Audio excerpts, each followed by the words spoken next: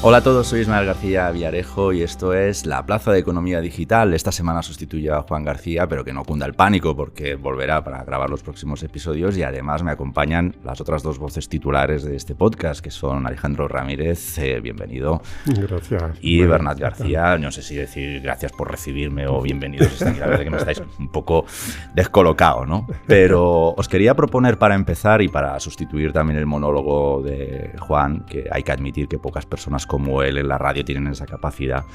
Os quería proponer de sustituir su soliloquio, ¿no?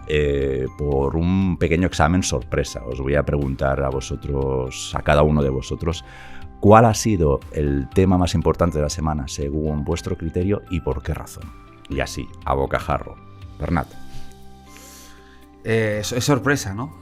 Sí. Es un examen sorpresa. Puntúa un poquito, bueno, para nota media. Hay varios temas sobre la mesa, entonces voy a elegir uno para darle margen también a Alejandro en algún otro. Políticamente, ¿vale? Yo creo que al menos la semana ha estado marcada por el ataque de Podemos a la gran distribución y en concreto a Mercadona. Al menos desde Economía Digital es lo que nos ha marcado más la agenda, porque es inaudito, ¿no? que un partido de gobierno lance no un día, sino reiteradamente y con todos sus tentáculos un ataque a una empresa como Mercadona, ¿no? que podrá ser muchas cosas, pero no sé si se le puede llamar de capitalismo despiadado, ¿no? Que es como se ha hecho todo esto para calentar políticamente el debate sobre la intervención de los precios, que ya lo habíamos hablado aquí hace un par de semanas, creo. Y como se buscan pues enemigos, ¿no? Se buscan siempre malotes, se pasa uno de frenada públicamente y ya consigues que la atención esté centrada en eso, y es lo que ha pasado, ¿no? Entonces yo creo que es uno de los temas más relevantes de la semana. Alejandro. Sí, estoy de acuerdo con ese. Es que ha sido una semana tan intensa. Eso es verdad, hay donde elegir, ¿eh? Hay donde elegir. Eso es cierto. Pero fíjate, yo me voy a quedar con una derivada del ataque que hemos visto en las iglesias de Algeciras, de un presunto terrorista yihadista que acabó con la vida del sacristán de la iglesia de La Palma en el centro de Algeciras. Y me quiero quedar con la falta de empatía de la mayor parte de los miembros de este gobierno. Estuve haciendo un seguimiento al día siguiente en las redes sociales de cada uno al mismo día. Es verdad que Sánchez puso un mensaje que fue muy criticado, porque hablaba del sacristán fallecido como si el hombre se hubiese caído por una escalera o le hubiese dado un infarto o algo así. Hombre, lo han asesinado, de haber tenido un poco. Con mucho retraso, Yolanda Díaz, la vicepresidenta, puso un mensaje cariñoso a la familia del fallecido y bueno, sus rollos de convivencia y tal. Pero el resto de los miembros del gobierno, por lo menos la mayoría, los que yo vi, es que ni condenaron el ataque, pero es que tampoco tuvieron ninguna palabra de cercanía, de solidaridad con la víctima, hacia sus familiares, dar pésame y de desear una recuperación de los heridos, ¿no? Que menos, ¿no? Que miembros del gobierno sean cercanos y tengan empatía ante un ataque terrorista que aquí hemos visto que en otras circunstancias, otras muertes que ninguno hemos deseado, han salido todos en tromba, criticando, condenando, y en este caso un silencio absoluto. Solo lo han roto para criticar un desafortunado tuit de Santiago Abascal, pero sin ninguna referencia a las víctimas del atentado y lo que ha pasado. La verdad es que a mí eso ha sido algo que me ha dejado completamente helado, porque no pensaba que un gobierno iba a estar tan lejos de las víctimas de un ataque terrorista. Yo creo que eso en ningún país lo he visto. Pues yo he pensado... Sí, adelante, ¿verdad? No, que solo añadir que evidentemente es lo que tú dices, ¿no? O sea, que hay una agenda política que lo impregna todo y las cosas pues tienen repercusión si se ajustan a la agenda política de cada uno o no. Y está claro pues que el yihadismo, los ataques terroristas islamistas pues no entran dentro de la agenda política de la misma forma que otro tipo de violencias, ¿no? Y a eso hay que añadir si me permitís. Era uno, que luego, pero es que ya estamos muy calientes. Después del sumario lo desarrollamos la todo. Gente, la gente estamos en sumario todavía. La gente se ha perdido que ha habido aquí una previa antes del sí, micro. Bueno, estamos ya como. Lo importante de la semana no era eso, ¿eh? Pero. No solo, y termino con esto, es el caso de la incomunicación también, por esa dejación a nivel público, también a la hora de hacer partícipe en un primer momento al presidente de la Junta, Juanma Moreno, por parte del Ministerio del Interior. Juanma Moreno denunció que no le había llamado todavía a nadie del gobierno, a nadie del Ministerio del Interior para informarles sobre cómo estaban yendo las investigaciones, ni tampoco al jefe de la oposición. Es decir, que esa dejación se extiende también al ámbito de la coordinación, ¿no? Pues si me permitís, os voy a hacer gala de mi fama de friki.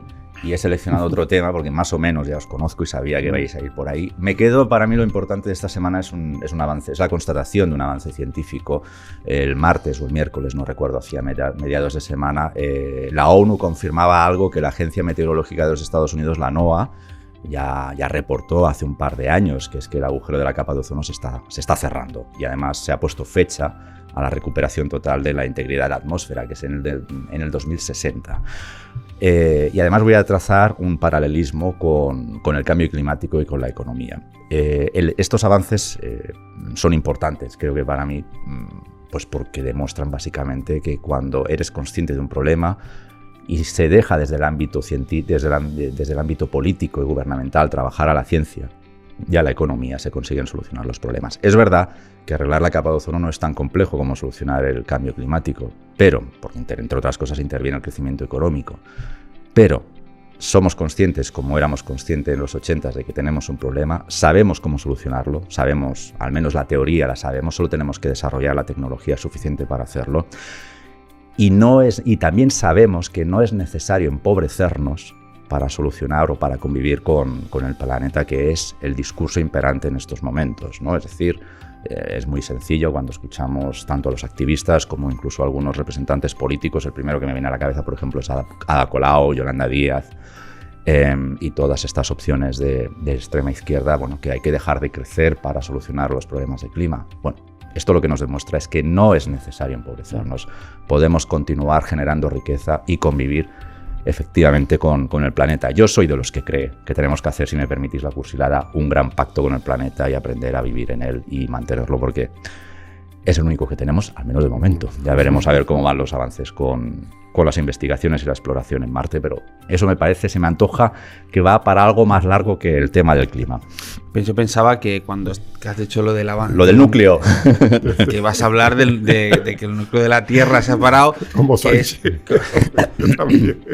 Ha tenido que gestionarlo, como la pandemia. Es que el otro día casi se le escapa. Yo creo que está bien porque demuestra que nuestro presidente del gobierno todo, ¿no? Tiene cierto pudor. O sea, hay un momento que dice, bueno, hasta aquí voy a llegar, porque la gente, recuerdo que estaba haciendo un alegato en el Congreso, ¿no? De todo lo que ha tenido que enfrentarse la pandemia, la guerra de Ucrania, y dice, bueno, y hoy hemos sabido que el núcleo de la Tierra, ¿no? Que había como una investigación de que se estaba parando, que, o sea, algo muy de película, tal, no sé qué, y él mismo cuando dice eso se da cuenta de que se está pasando 3 meses. Bueno, ahí me voy a quedar. Pero no descartemos, Bernat, que dentro de 4 meses el núcleo de la Tierra sea el problema del IPC, o sea, el causante del IPC, perdón. Saldrá o habrá algo, por eso será el gas más caro, pero es que dice, aquí me voy a quedar, no sé si porque él no tenía claro qué había pasado con el núcleo de la Tierra. Yo no sabía decir, la voy a cagar ahora cuando hable, o si porque él se da cuenta de bueno, lo del núcleo de la Tierra me parece interesante, pero no me parece destacable, porque es una primera investigación. No sabemos exactamente nunca qué ha pasado con el núcleo de la Tierra. Entonces, si se para o no se para, es que eso también, los matices hay que tocarlos. O sea, no es que se haya parado, es que probablemente se está desacelerando mínimamente. Pero esto es como si de pronto descubrimos que la Luna se aleja 4 centímetros cada año de la Tierra.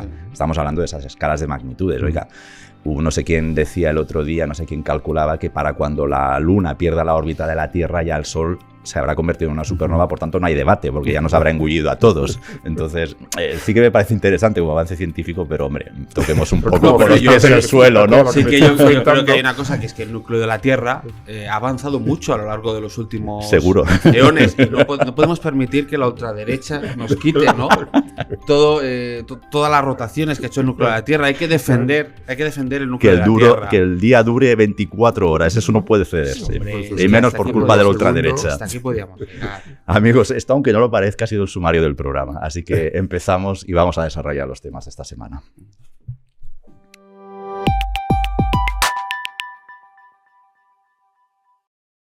Bien, pues entramos en materia. Bernat, me parece muy interesante lo que has comentado, pero yo voy a añadir un elemento más al señalamiento político hacia los grandes empresarios, que es poner en duda, como se ha puesto también esta semana, que además no ha sido alguien sospechoso de no saber cómo va la cosa, que ha sido la propia Nadia Calviño quien ha señalado los salarios que se han conocido, porque evidentemente con los resultados también se están haciendo públicas las memorias de las compañías, y dentro de las memorias de las compañías se informa de la retribución de los grandes ejecutivos.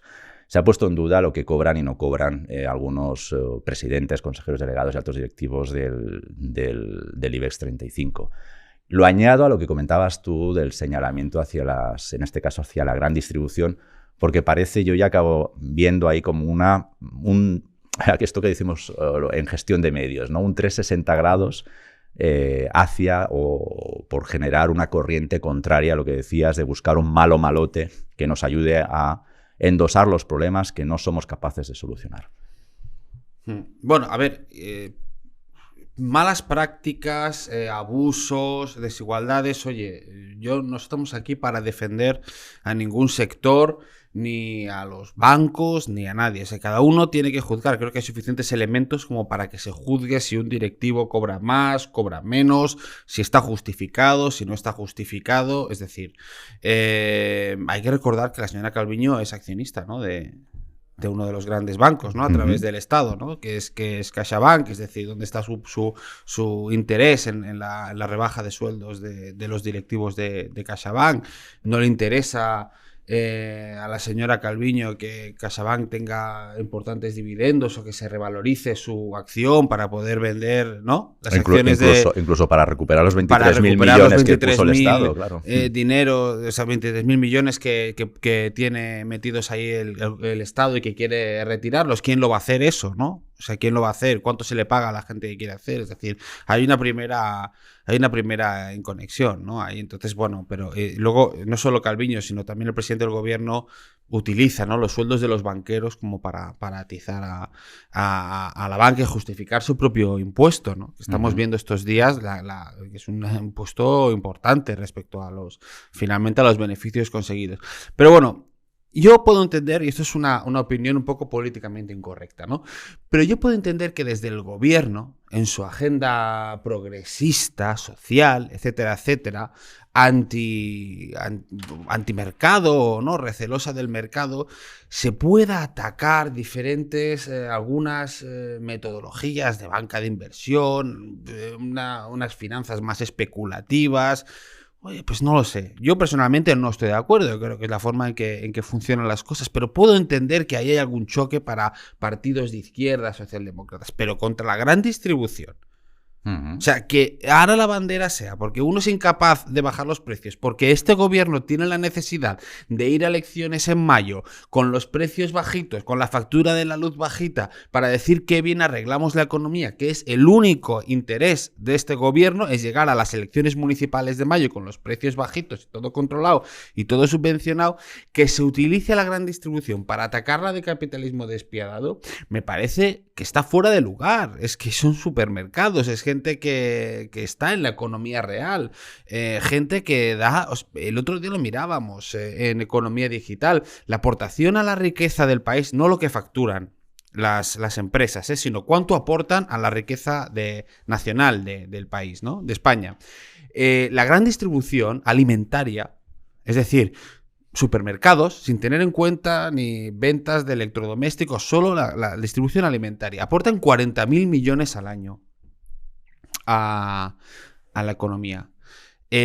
La banca, son 32.000 millones. Y el sector energético, de distribución energética, son también 30 y pico mil millones. Es decir, la gran distribución aporta más a nuestra economía, a nuestro bienestar, a nuestro tejido productivo que la banca, tal, para tener en cuenta cuál es la referencia. Y luego tiene 400.000 empleos en España, que es una cifra que vosotros tenéis más en la cabeza, pero que no es fácil encontrar en empresas del IBEX ni en la banca. Menos. Y de esos 400.000, 100.000 en Mercadona. Y 100.000 en Mercadona. Es decir, ¿cómo se puede hacer bandera contra eso, ¿no? Entonces yo creo que el gobierno ahí ha entrado en un juego disparatado de hacer mucho ruido, sobre todo la parte de Podemos, ¿no? Que hace más labor de zapa, de hacer ruido y marcar, pero que en este momento se han pasado de frenada.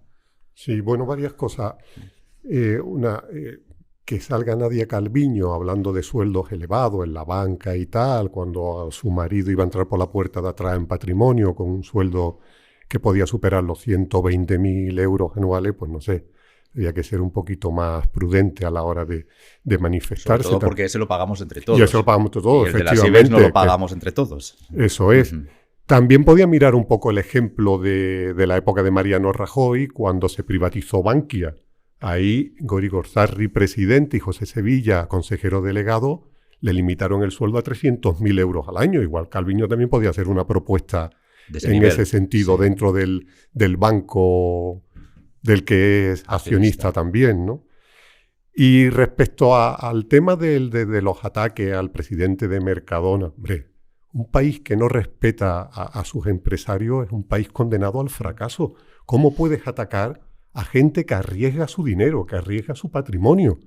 Porque Arroz le ha ido saliendo bien, pero tenemos ejemplos de otras cadenas de distribución en España que están pasando muy mal momento. Por ejemplo, Día, que perdió el año pasado 128 millones de euros. ¿Qué creemos? Eso, empresas que pierdan dinero, que puedan poner en peligro los puestos de trabajo, o alguien que está triunfando y que consigue con sus inversiones seguir generando riqueza. Yo recuerdo que en Ceuta, que es mi ciudad, invirtió hace poco allí Juan Roig. Yo tenía duda porque a la gente quiera que no se muestra reacia por las condiciones de la ciudad, de llevar allí una gran inversión, porque no se sabe su futuro cuál va a ser, y se arriesgó, y la gente está encantada.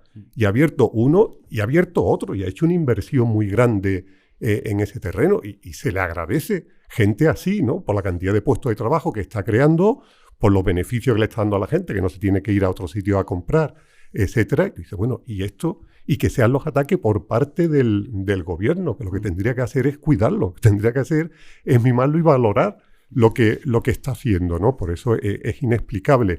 Y también es incomprensible que salga ahora los dirigentes del PSOE, los ministros, criticando este ataque al presidente de Mercadona cuando ellos han puesto en la diana a medio IBEX, hablando de conspiraciones, de puros, de cenáculo madrileño, etcétera. Pero si sois vosotros los primeros, lo que sí ha hecho Podemos dar nombre y apellido, lo que nunca hace Sánchez y el resto de su séquito, que hablan ahí en líneas generales. Pero ¿cómo vais vosotros a criticar a Podemos cuando estáis haciendo lo mismo con el resto de los empresarios españoles? Con un poco más, simplemente con un poquito más de elegancia o prudencia, ¿no? Pero en efecto están haciendo lo mismo. No, a mí lo que me sorprende de Nadia Calviño es que, porque sabemos que se lo sabe, o sea, es que sabe perfectamente cómo funciona un mercado, cómo funciona la demanda, y la demanda también se aplica al mercado laboral, y sobre todo en estos niveles de talento, bueno, pues para ver quién te gestiona una empresa como CaixaBank, ¿no? Que es lo que decíamos antes. Si es accionista el Estado, heredado de Bankia, de la fusión de Bankia, y quieres recuperar parte de los 23.000 millones, supongo que te interesará que haya buenos gestores al frente. Y una manera de tener buenos gestores al frente es pagar ese talento. Nadia Calviño lo decía por el sueldo de Ana Botín. Bueno, pues sí, Ana Botín pues cobrará más de 1 millón de euros. No es la que más cobra del IBEX, pero no soy yo tampoco quien va a discutir quién cobra más o quién cobra menos en el IBEX. Pero es cierto que cada sector, y lo sabemos, en el sector financiero hay muchísima competencia de primeros ejecutivos. Oiga, si Banco Santander está dispuesto a pagar, y digo Banco Santander, con todos sus órganos de gobierno y sus accionistas, está dispuesto a pagar esas retribuciones a sus cúpulas, es por algo. Es porque quizá Ana Botín, pues, aunque sea accionista del banco, podría ganarse mejor la vida en otro banco. Y luego, es sorprendente, ¿no?, la falta de posicionamiento casi numérico que tienen, o esta incultura numérica que hay entre los políticos. Oiga, sí, es 1 millón de euros, pero no sé si sabemos ya, Alejandro, de cara a la semana que viene, cuánto va a ganar el Banco Santander el año, o qué beneficio va a reportar el Banco Santander, ¿no? O por hablar de Goyri Golzarri. Es que Goyri Golzarri tiene una responsabilidad sobre un balance de 800.000 millones de euros. Hombre, una persona que es responsable de 800.000 millones de euros, pues que gana 1 millón de euros, particularmente en esta escala, a mí tampoco me parece extraño. Quiero decir que al final a todos nos pagan, o deberían pagarnos, por nuestra productividad, y atendiendo a la norma de una demanda dentro de un mercado laboral y de una búsqueda del talento, que estamos, pues afortunadamente, en un espacio común europeo, que además es muy sencillo que una empresa, un banco alemán, te fiche y te deje de pronto sin primer ejecutivo, y por lo tanto te quedes, bueno, pues sin mentes pensantes dentro de la compañía, ¿no? Me sorprende que Nadia Calviño, y Pedro Sánchez también se lo sabe, a pesar de las polémicas sobre su tesis, algo sabe de economía, me sorprende que sostengan este discurso. Por eso lo añadía al señalamiento a la violencia política, ¿no?, esta que estamos viendo contra los empresarios últimamente. No, y que parece que como si estuvieran gestionando una pequeña empresita. Claro, una pyme. Cuando estamos hablando de uno de los bancos más importantes del mundo, ¿no? Con una presencia global, sí. Y que necesita al mejor gestor. Justo ahí voy. Hay que pagarlo, es que hay que pagar a una persona que te gestiona el Santander. Claro. Y una persona que te gestiona el Santander no te va a cobrar 30.000 euros. Que no sé si es lo que quieren, o también les parecería mal por el hecho de ser banqueros. No lo sé. Pero bueno, en fin. Si no tenéis nada más que añadir contra este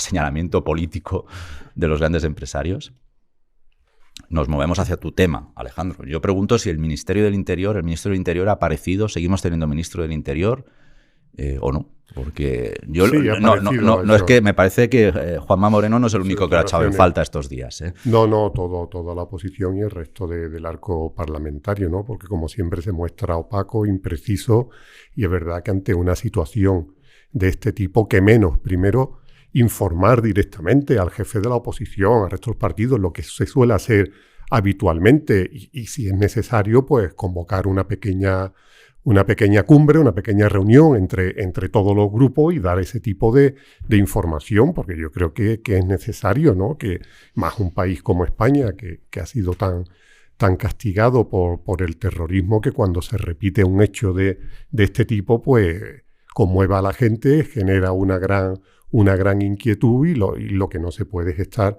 hurtando información, y sobre todo a figuras relevantes como la oposición, como el presidente de la Junta de Andalucía, que ha sido donde se ha producido el atentado, ¿no? Entonces, en ese sentido, yo creo que lo que intentan es dar un poco carpetazo, olvidarse y a seguir con otra historia, porque se sienten muy incómodos en esta temática.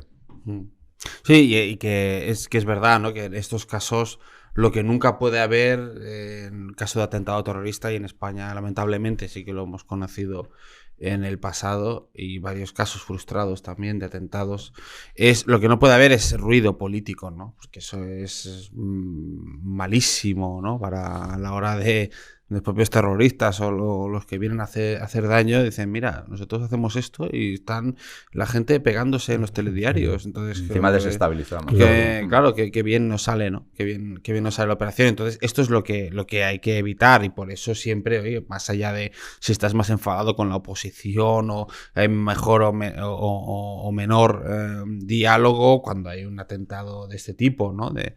Y un ataque de este tipo, pues lo primero es una coordinación impoluta, ¿no? Impoluta entre el gobierno, oposición y diferentes niveles de la administración, ¿no?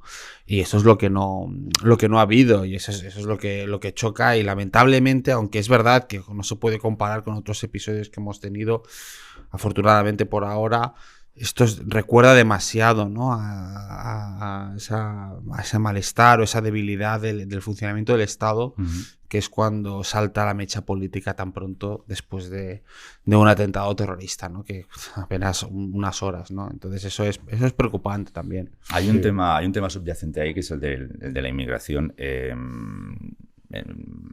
hay varios medios que informaban esta misma mañana, estamos grabando en viernes, de que la ley actual ya permitía deportar al presunto terrorista sin necesidad de nada más, y que sin embargo no se hizo. No sé si no se ha hecho, no sé si desde vuestro punto de vista está fallando toda la política de inmigración, o si, aunque aplicáramos, desde luego, aunque la aplicáramos a rajatabla, seguramente habría episodios de terrorismo, porque eso pues desgraciadamente no se puede evitar. Pero ¿creéis que esta polémica subyacente, que creo que lo señalabas tú, Alejandro, al inicio, que la ha intentado meter de muy mala manera Vox, metiendo la pata hasta el Corvejón, que por eso, si queréis podemos hablar luego de Vox y de sus meteduras de patas últimas hacia el final del programa, pero no sé si es oportuno revisar la política de inmigración que tenemos en España después de casos como el de Algeciras? Sí, porque ponen en entredicho su buen funcionamiento. Nos llama la atención que con esa orden de deportación ya aprobada, dada, desde hace como 7 meses, 8 meses creo aproximadamente, que no se ejecute, ¿no? Yo creo que he dicho orden de exportación, se me ha ido la pinza hacia el terreno de la economía. Perdonadme, sí, quería decir la deportación, evidentemente.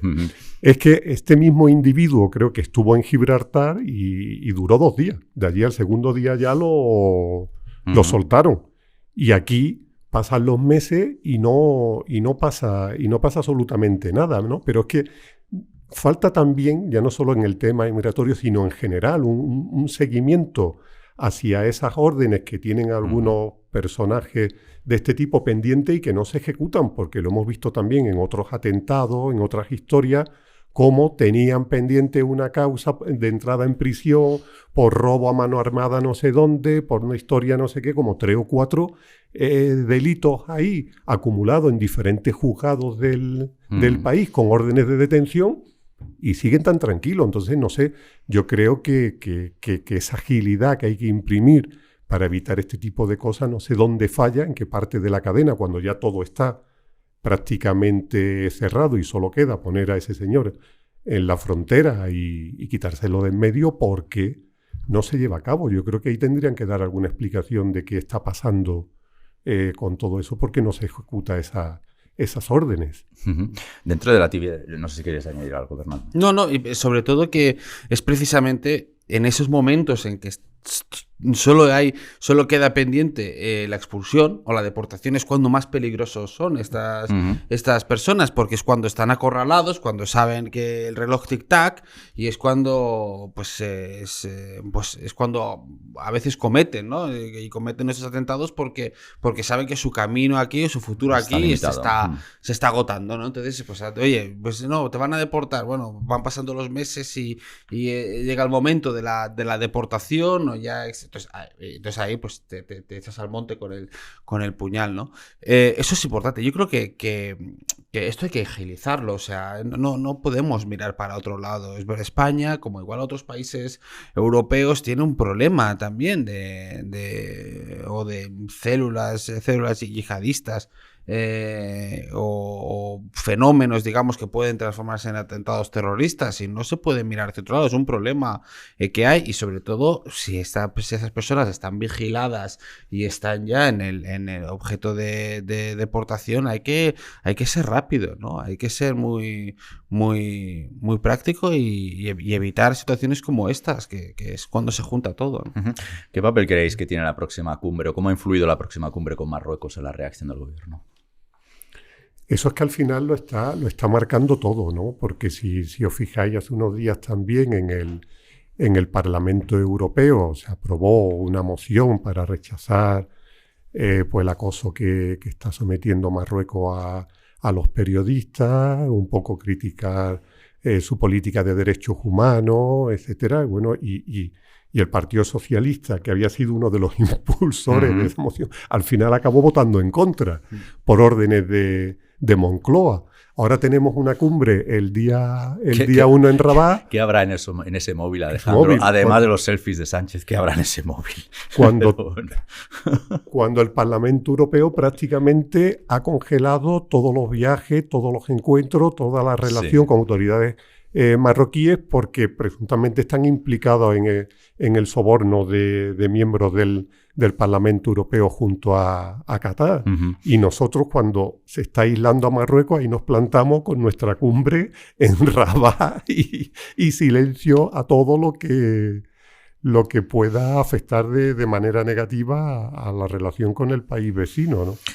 Una cumbre con un país que, fíjate, que defiende justo ideológicamente lo contrario de lo que ellos defienden, que eso no debería ser un bloqueo, ¿no? para celebrar cumbres con otros países, porque entre otras cosas hay que entenderse a pesar de las ideologías, pero fíjate que incluso hasta en ese extremo, ¿no?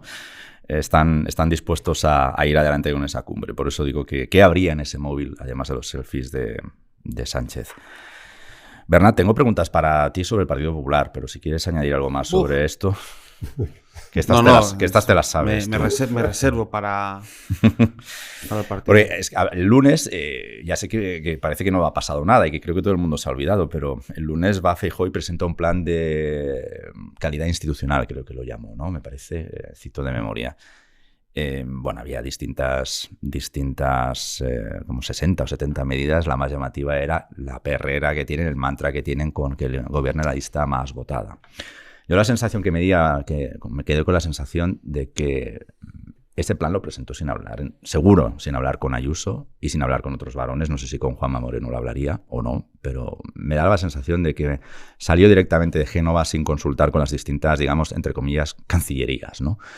No sé, Bernat, y esto te lo pregunto que te lo sabrás, no sé si Bernat, si Feijóo quiere demostrar con esto, más allá del mensaje político, quiere mandar un mensaje en clave interna. Oiga, esto no es un partido asambleario, aquí mando yo y estoy dispuesto a abrir melones aunque me cuesten ciertas guerras internas. No sé si esta interpretación encaja con el Partido Popular que estás viendo, Bernat, o tienes otros elementos que nos arrojan un poquito de luz. Por eso te lo quería preguntar. Sí, yo creo que el único objetivo de esta medida es justificar o allanar a los posteriores acuerdos con Vox. Uh-huh. Es decir, el PP sabe, o sea, desde la izquierda, desde Sánchez y Podemos, etcétera, etcétera, tanto a nivel nacional como a nivel autonómico, hemos visto cuál es la guerra, hacia dónde quieren llevar su pugna electoral con el PP, ¿no? Que es, no puede pactar con Vox porque es la ultraderecha, ¿no? Pues episodios celebrados por la izquierda, como la cagada, con perdón, de García Gallardo con el aborto en Castilla y León. Se va a utilizar muchísimo el tuit de Abascal y a ver qué va a hacer Vox con todo el caso del atentado en Algeciras. Claramente es marcar, poner en un aprieto al PP. Usted no puede pactar con Vox. Esto es un partido que está fuera de todo. La única motivación de la presentación de este pacto, de que fue un gobierno de la lista más votada, sabemos perfectamente que el gobierno nunca va a aceptar, el PSOE nunca va a aceptar esa oferta. Es que parecía que le estaba pidiendo permiso al PSOE para gobernar, ¿no? No lo va a aceptar nunca nadie esto. O sea, es como...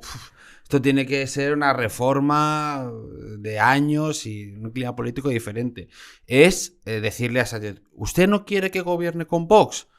Tome. Déjeme gobernar. Esta es mi forma que le presento aquí, que es lo más fácil que con esto no gobernaré con Vox. O no necesitaré a Vox para Pero ser tiene sentido en un sistema parlamentario como el nuestro esta idea que propone Feijóo, porque abiertamente si le gustan, ¿no?, las cuestiones presidencialistas, que lo diga.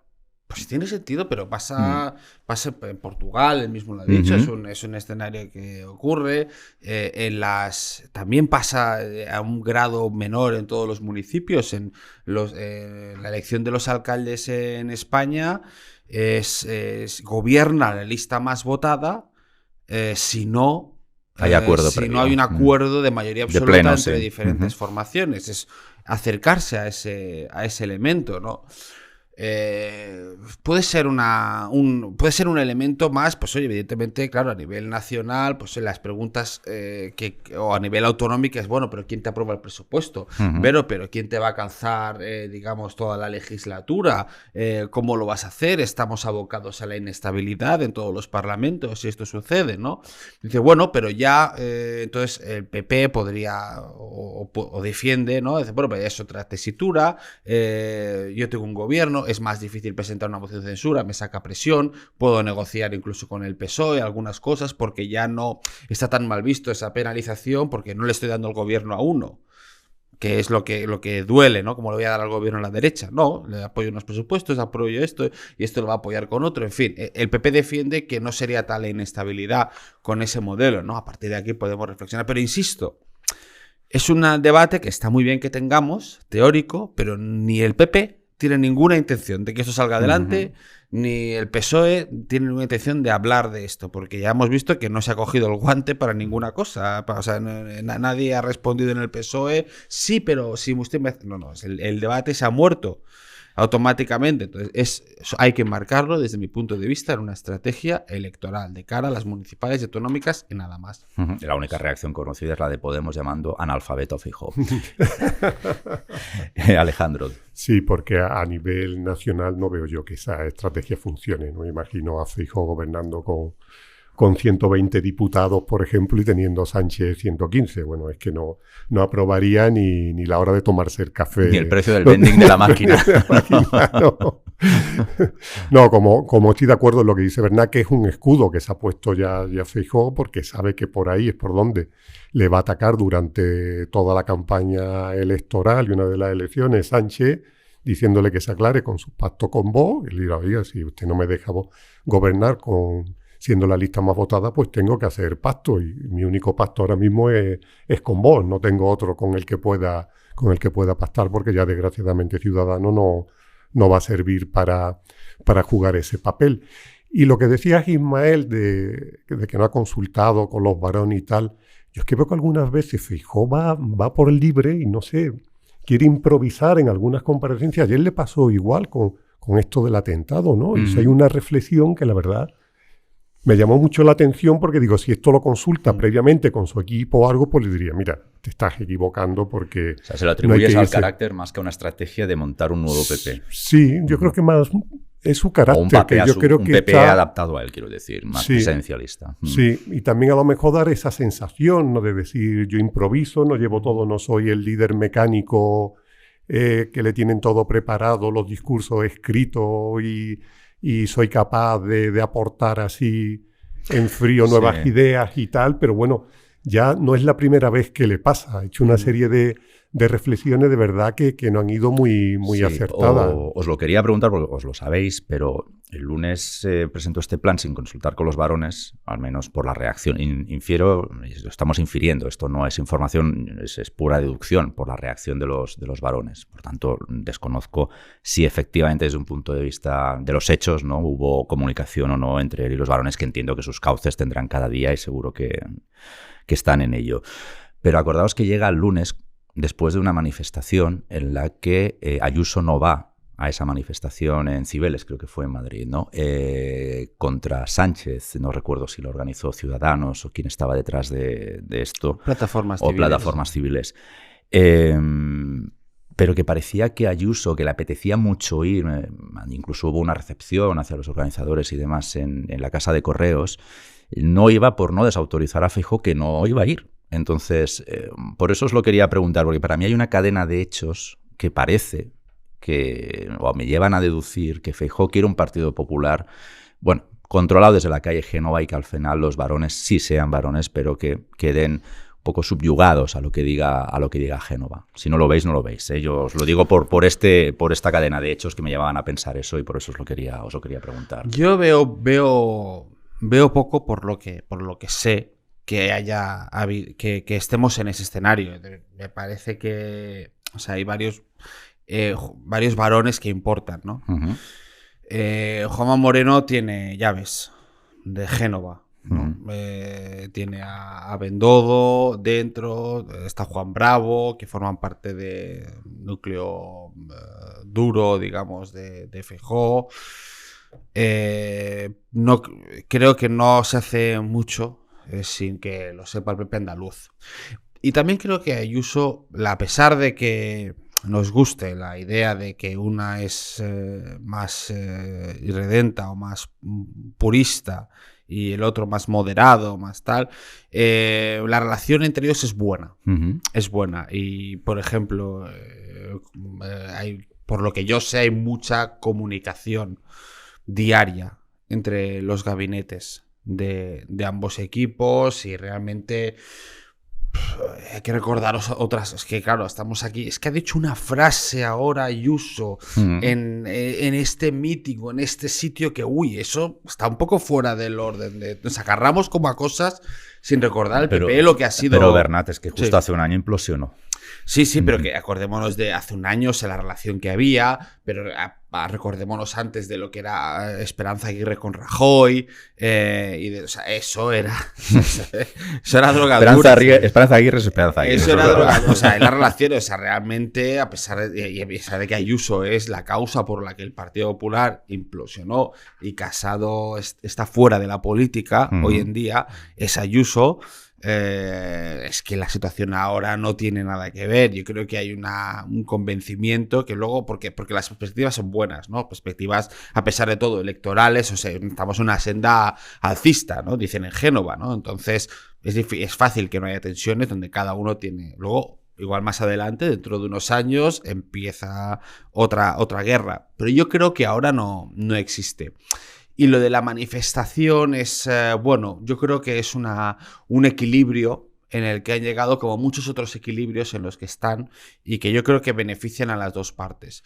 Hay otros, creo que Madrid, Andalucía, Valencia, por ejemplo, no hay esos conflictos, ¿no? Creo que ahí es el terreno más delicado y es donde el PP se ha cuidado mucho Génova, con Feijóo se ha cuidado mucho de trabajarlo. Habría que mirar más a Aragón, Cataluña, para ver cuáles son las tensiones orgánicas del partido, ¿no? Ahí sí que es donde puede haber un poquito más de conflicto y creo que las cosas no están 100% solucionadas, pero bueno, llaman menos la atención, evidentemente. Alejandro, y enseguida vamos, ya que mencionáis a Ayuso, sí que me gustaría que al menos comentarais el pasaje de la universidad, ¿no? El magnífico discurso de la alumna excelente, no Ayuso, sino la otra. No, es verdad que desde Moncloa lo que quieren es atacar ahora mismo lo que ven como dos puntos débiles de Feijóo, que uno es Vox y otro Ayuso, ¿no? Y saben que por eso están todo el día estudiando su discurso por ver si ha dicho alguna frase que pueda servir para enfrentarlos, ¿no? Y ahora mismo la situación, yo creo, primero, porque Ayuso tiene a 3-4 meses, tiene unas elecciones clave, entonces tampoco puede permitirse salirse del guión que está marcando el partido porque no procede. Y si ella quiere dar un paso adelante, pues tendrá que esperar a las elecciones generales, porque es verdad que yo creo que Feijóo va a disparar una única bala, que tiene solo una única bala. ¿Creéis que no se le va a dar las oportunidades, por ejemplo, que tuvo Mariano Rajoy? Me parece que fueron 3. Claro. O Aznar incluso, por poner. Yo en este caso no creo, o por lo menos las aguas vendrán revueltas. Más rápidas, sí. Sí, sobre todo por el escenario, porque si... Yo creo que la gente o dentro del Partido Popular, el resto tiene el convencimiento de que si no le ganas ahora a Sánchez, después de lo que está haciendo, después de todo lo que llevamos, que no hace falta enumerarlo, ya no le ganas más. Entonces eso sí que abriría ahí otro escenario completamente diferente. Pero es verdad que de aquí a las municipales autonómicas y a las generales yo creo que va a haber una línea muy segura dentro del partido. Sí. Vámonos y que en cualquier caso, si se abriera una guerra, digamos, por el PP, nunca sería, creo, Feijóo Ayuso, sino sería Juanma Moreno Ayuso. Es decir, no veo a Feijóo dentro de un año y medio, si no ganan las generales, si no pueden gobernar, no veo luchando con Ayuso por el control del partido. Veo, pues oye, Feijóo o hay una estabilidad y hay un rumbo claro de yo voy a gobernar dentro de 4 años y todo el partido está de acuerdo, que no sé si podría pasar eso. O realmente la espita o la carrera sucesoria se abriría entre Juanma Moreno y Ayuso, ¿no? Que llevarían ya pues dos elecciones autonómicas o 3 ganadas, ¿no? Entonces eso ya te da otro brío, sí. Otro brío, ¿no? Pero bueno, yo creo que no creo que esté nadie en este... No creo que el PP de verdad esté en esta tesitura. O sea, yo creo que... O sea, Feijóo es una persona muy tranquila y, oye, tiene un rumbo claro, cree que las cosas le van bien, Ayuso va a sacar mayoría absoluta y si no se quedará justo. Nadie teme que Ayuso no vaya a poder reeditar su gobierno. Creo que, bueno, en mayo volvemos a hablar, pero... Si os quería proponer irnos al campus. Yo simplemente una reflexión y os dejo hablar. A mí me preocupa de este escenario que estoy viendo en algunas universidades madrileñas, el mismo problema o el mismo peligro que hay en las universidades catalanas, que es la toma ideológica de las universidades. Por tanto, me sabe mal decirlo, pero estoy viendo ese contagio de una manera muy clara. Ahora os dejo a vosotros vuestra reflexión. ¿Cómo lo habéis visto? Hombre, al margen del discurso vulgar, ¿no? Intentemos ver si tenía sentido todo este episodio del premio hacia Ayuso.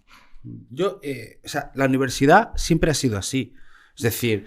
Hombre, no siempre ha sido tan radical, ¿eh? Siempre ha sido así. Yo no lo creo, pero venga, te lo compro. Altamente. Como mínimo, siempre ha sido una plataforma de expresividad política, sin duda. Pero estos extremos de censurar y de agresión política contra posiciones que no son las tuyas, que no compartes, solo lo he visto en Cataluña desde el 2012 y lo estoy empezando a ver ahora en Madrid. A partir de ahí ya... Yo hace 20 años en la universidad en Barcelona se hacían scratches y manifestaciones cada vez que iba un político.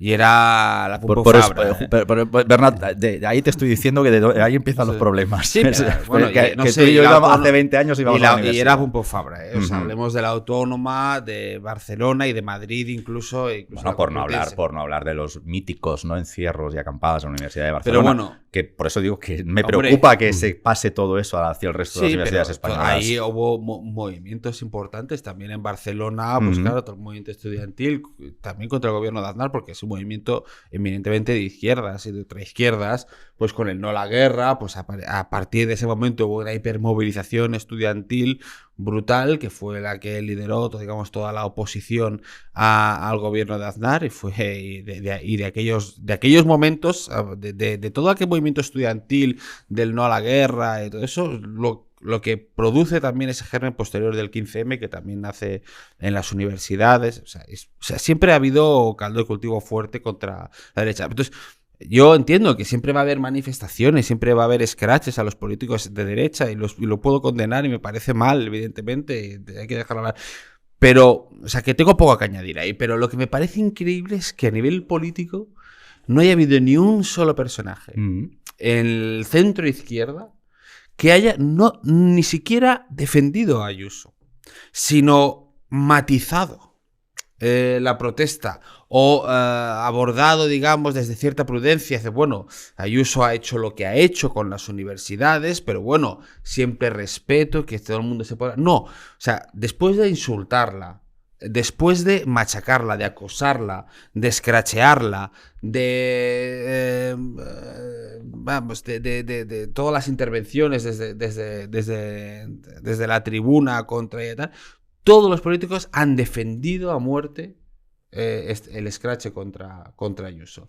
Desde el ministro de Universidades, pasando por el señor Lobato del Partido Socialista de Madrid, alcanzando a Íñigo Rejón. Es decir, todos, sin excepción, han justificado el escrache, han defendido y lo han utilizado como una herramienta política. Es decir, no hay nadie en todo el centro izquierda que pueda, digamos, es la medio toma ideológica, ¿verdad? Que estoy denunciando. Es que es la toma ideológica que se expande de una manera hasta el monodiscurso. Es decir, y luego se quiere aprobar una ley de violencia política contra las mujeres políticas, ¿no? Que eso lo está impulsando.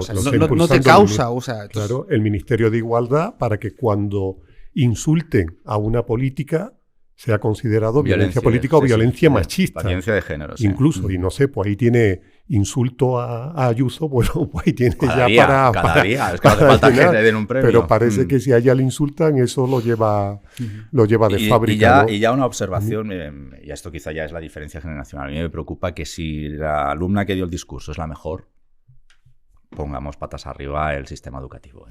No, a mí eso me preocupa porque mucho. Menudo nivel. Sí, sobre todo porque, fíjate, yo tenía esperanza que después de la que se había montado allí con los enfrentamientos y tal, pues tenía esperanza en el discurso del alumno más brillante de la promoción.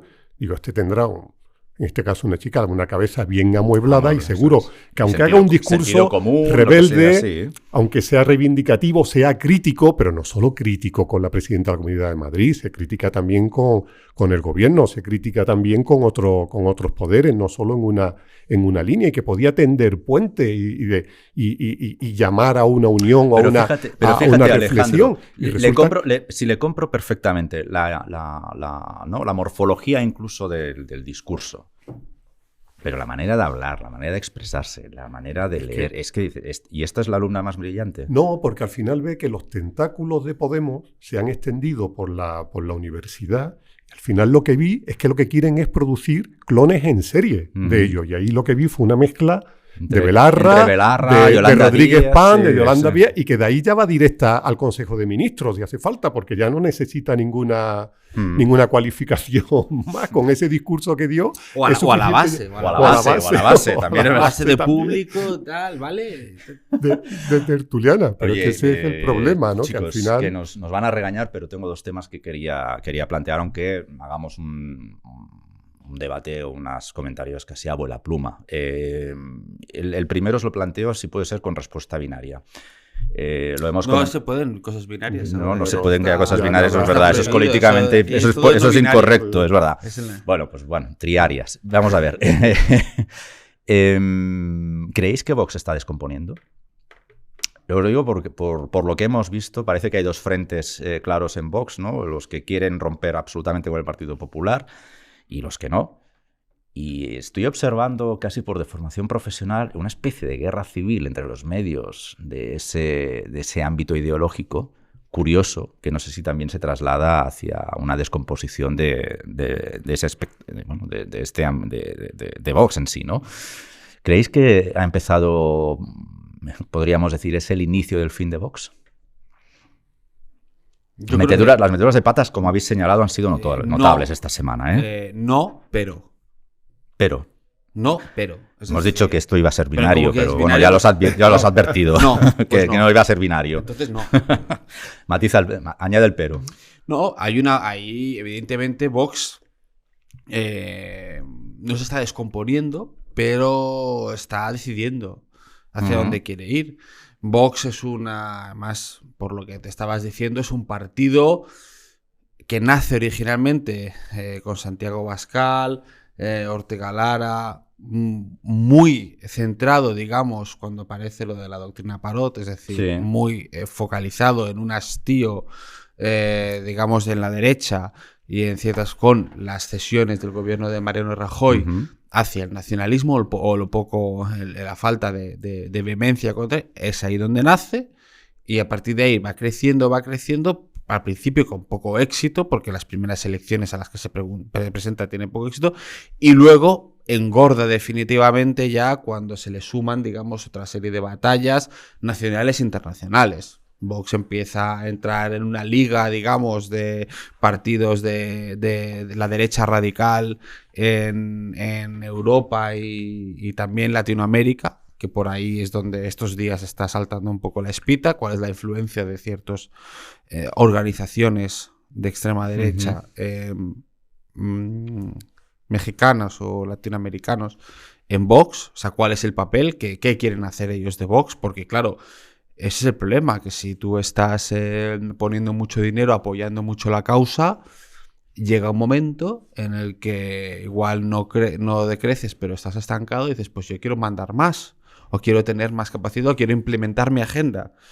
Bueno, esto en el mundo de la empresa lo vemos bien. Hay mucha gente que al principio invierte dinero, hace, y llega un momento, al cabo de unos años, que dicen, oye, llevo tanto invertido. Igual este tío, el director de negocio, te lo tienes que cargar y tienes que poner a otro, ¿no? Pues bueno, y entonces no se está descomponiendo, porque es un partido, se está descomponiendo Podemos. eso es descomposición, ¿no?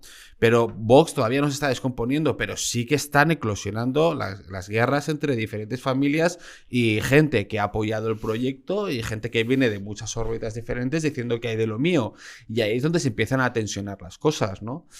Por eso hemos visto en los medios, en esa guerra civil de medios que entroncas mencionabas. esta guerra civil en la órbita de Vox, en ese sentido. Hombre, la guerra civil, hay una referencia, hablamos claramente de Jiménez Los Santos, que es el pues, todo el mundo conoce, no hace falta que defina quién es Jiménez Los Santos, haciendo una interpelación directa a Santiago Abascal. Se te están metiendo en la cocina, partido, se te están metiendo la gente, vas a hacer algo porque tú vienes del PP vasco, tú vienes de ese Vox de la derecha, antinacionalista, combatiente contra ETA y contra sus ramificaciones posteriores. Vas a hacer algo porque te están metiendo una agenda que no es la tuya. Te están metiendo una... Entonces, esa interpretación directa hacia Abascal, que yo creo que simboliza esa figura, pues es la que entronca, digamos, pues con la de Espinosa de los Monteros, por ejemplo, que es otra sección que tiene una agenda más global, que efectivamente ha bebido y ha escuchado y se relaciona con agentes internacionales, bueno, con otros movimientos de la derecha radical europea. Entonces ahí es donde eclosiona la guerra civil, ¿no? ¿Qué va a ser Vox? Esto va a ser binario, pero no en el sentido de sí o no, sino una respuesta por cada uno. Alejandro. No, el punto de inflexión fue Andalucía, las elecciones andaluzas. Ahí las perspectivas, las expectativas que tenían con Macarena Olona eran tremendas. Vivían días de vino y rosa y se llevaron un chasco tremendo. Y vieron también cómo por primera vez el PP volvía a recuperar esos votos que había perdido. Y yo creo que eso a partir de ahí pues, ha desatado el que busquen un nuevo camino, cómo rehacer las costuras después de lo que le ha pasado. Y son las consecuencias ahora lo que estamos viendo, y por eso se están desatando esa lucha interna. Por eso quieren marcar una agenda diferente donde ellos se sienten más cómodos, aborto, inmigración y tal, por tratar de recuperar pues ese terreno que han visto cómo se le ha ido minando, ¿no? Y es verdad que lo tenían tan cerca que al final cuesta muchas veces recuperarse de un palo de esas características cuando lo estás acariciando, y creo que eso es lo que ahora le está pasando a Vox, pero no está llegando al nivel, como comentaba Bernat, de Podemos, que ahí estamos viendo, bueno, una cuesta abajo ya que es imparable. Cerramos el episodio, si os parece, con algún comentario económico de la semana. Hemos tenido EPA este jueves, esta mañana se ha conocido el PIB. España logra salvar los muebles del último trimestre del año, ¿no? Y cierra con el 5,5% de crecimiento. Fijaos cómo el gobierno poco a poco se va alineando de cara al crecimiento de este año, del 23 y del 24, con los observatorios internacionales. Ya estamos todos proyectando un 1% de crecimiento para el 23.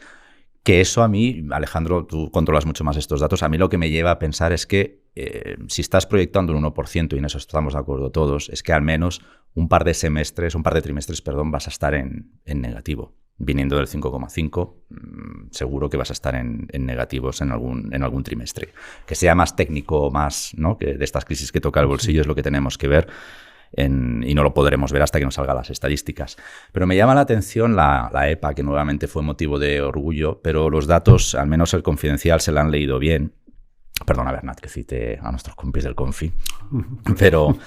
Pero me ha llamado la atención porque han menudeado mucho en el dato y hemos visto que la temporalidad, o ellos han visto que la temporalidad en el sector público es exactamente el doble que en el sector privado.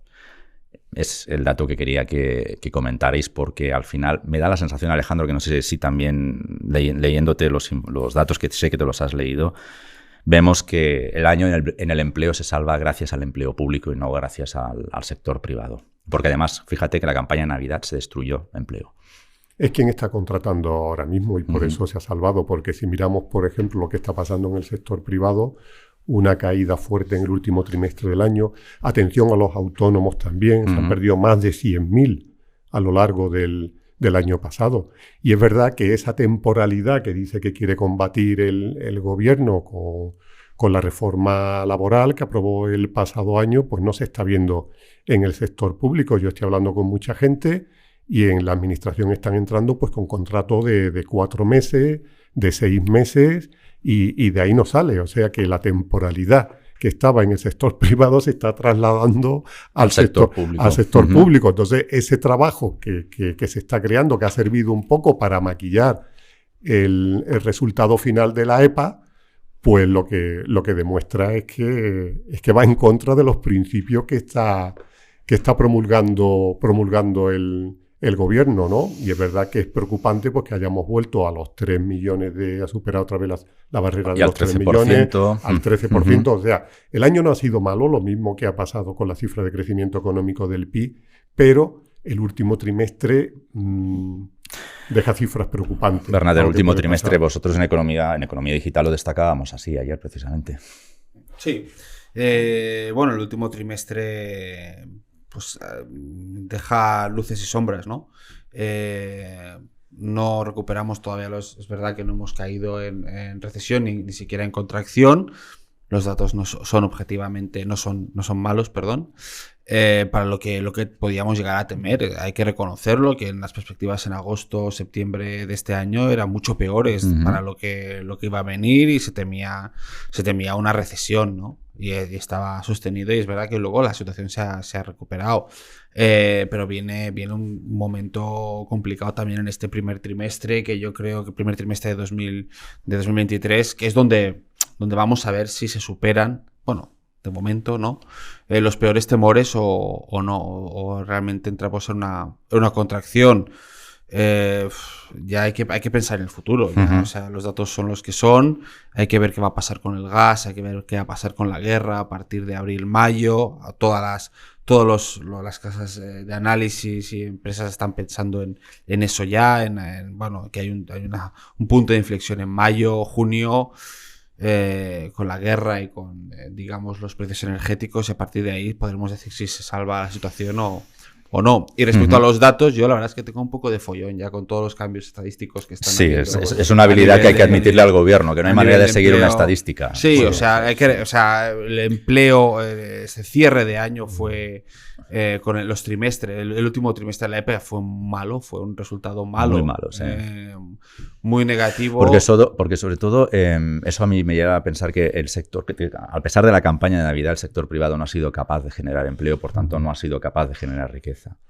Pero es que además estamos viendo que el consumo, estoy esperando de verdad con ganas, pero no por nada, sino por pura curiosidad. Estoy viendo pues, cómo van los depósitos, es decir, cuánta liquidez está reclamando la gente, está retirando la gente, cómo van las revolving, por ejemplo, en producción de crédito, cómo van los créditos personales, porque me da la sensación de que el consumo nos va a dar un susto los próximos meses, que es lo que creo que nos anticipa la EPA del último trimestre. Es decir, sin Navidad en España, que tradicionalmente España genera empleo durante 2 momentos del año, que es para el verano y para Navidad. Si en Navidad no ha sido capaz de crear empleo, mal vamos. Eso es un poco la lectura que hago de la EPA de ayer, ¿no? Y el gobierno que se ha estado quejando cuando los datos eran negativos, que si no se mide bien el PIB, que si el IPC tampoco, pues desde que ha cambiado de presidente del INE, la verdad que todas las revisiones son buenas. Siempre aprueba por la mínima, pero ahí va, pero ahí estamos, ¿no? Va aprobando. Sí, la verdad es una pena, y acabo con esto, es una pena pero claro, la falta de credibilidad, ¿no? que se está impregnando respecto a instituciones como los datos de la seguridad social, de afiliación, el propio PIB, ¿no? Que es una cosa que ha funcionado siempre bien, que puede estar bien o puede estar mal, puede ser corregible, pero es que da una sensación de que el ministro de turno, cada uno, está apurando, haciendo cambios, aplicando cambios. Es que Escrivá, en los datos de afiliación a la seguridad, presentó una nueva etapa, porque acaban de salir unos datos malos, pues ahora vamos a cambiar la estadística, la formulación, y ahora y a la semana siguiente presentaban otros y tal, y con el BIP pasado, o sea, destituyendo a presidentes de por medio. Es que claro, nos gustaría decir que la economía va mejor de lo que pensábamos, pero con este manoseo de las instituciones oficiales es muy complicado. Por eso, y otro de los datos que espero con ansias es el que nos diga Eurostat, que ahí sí que no hay manoseo posible. Bueno, pues sí. Y si os parece, como hemos pasado los 60 minutos, yo creo que hemos hablado tanto más que cuando está Juan al frente de la plaza. Lo vamos dejando, pero a mí me apetece esta semana poner algo de música para cerrar el episodio. He seleccionado un tema que llevo en bucle, no sé por qué razón el algoritmo me lo puso y desde entonces no paro, ¿no? Que es Simply Red Sunrise. Y además Covadonga pues lo descubrirá, que me ha confesado que no sabe quién es, porque es joven y alocada, como decíamos antes, pero es un temazo de concretamente de inicios de los 2000. Y a ver, es que Simply Red, tú, Alejandro, la conoces, es una banda tremenda, que da unos conciertos además espectaculares. No hace falta que venga Madonna a dar grandes conciertos y ni mucho menos pagarle 1.000 euros a ella, ¿no? Pero vamos a terminar, si os parece, con este momento musical. Y simplemente recordaos que Juan vuelve para próximos episodios. Y si no, pues aquí estaremos los tres, que al menos nos lo hemos pasado bien también, ¿verdad? Por supuesto. Muy bien. Alejandro, Bernat, muchas gracias por hacer podcasting con nosotros. Y a vosotros, amigos, hasta la próxima plaza. Gracias.